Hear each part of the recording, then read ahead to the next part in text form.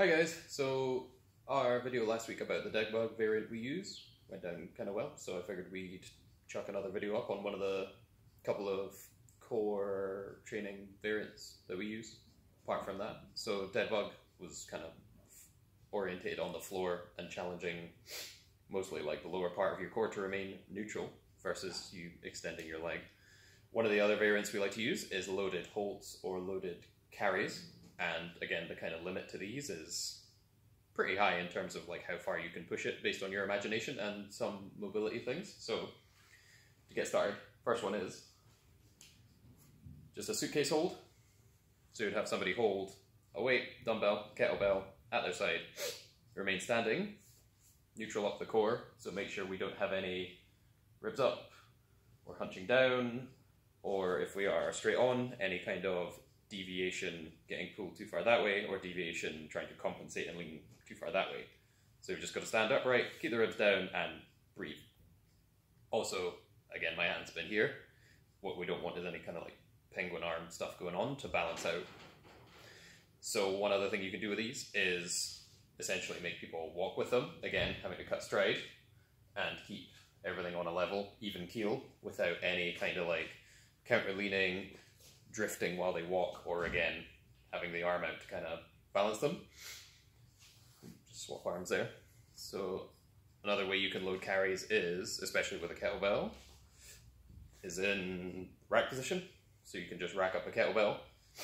And again, you saw how I kind of naturally leant away from it like that. You want to try and cancel that stuff out. So similarly, when you're loading a kettlebell, you can either have people hold it up on the rack position.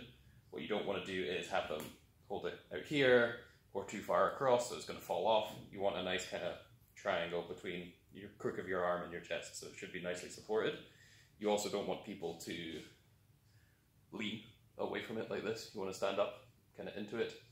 And similarly, we don't want any sideways lean or actually getting pulled off by the weight pulling you that way. Other ways we can do carries, essentially, you can mix them up. So you could do one suitcase, one rack, which is challenging, especially if you use different weights. I would suggest only using different weights, but it doesn't have to be. But that means you've got to try and focus in one here, whilst also balancing that one here. And you can get a bit next level. This is where the mobility thing comes into it. If you have clean range of movement overhead, so as in you can get your bicep like past your ear without much trouble, and a straight arm. So if like this is your overhead range, this is not for you. Or if you need like this kind of overhead range and you can't overhead with your ribs down, again, not ideal, because you should clean up your overhead range before trying to load it. So what you would do, clean the kettlebell up. Is this going to be in frame? Probably not. And load kettlebell overhead. Again, just standing single arm, not too bad. But then if you try and walk with it, again, keeping everything locked down, whilst overhead loading, much harder.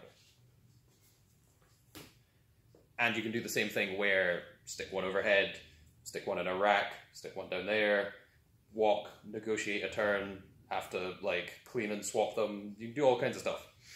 And it's much more fun than planking for minutes at a time. So, hope you have fun with that, guys. Let me know if you have any questions.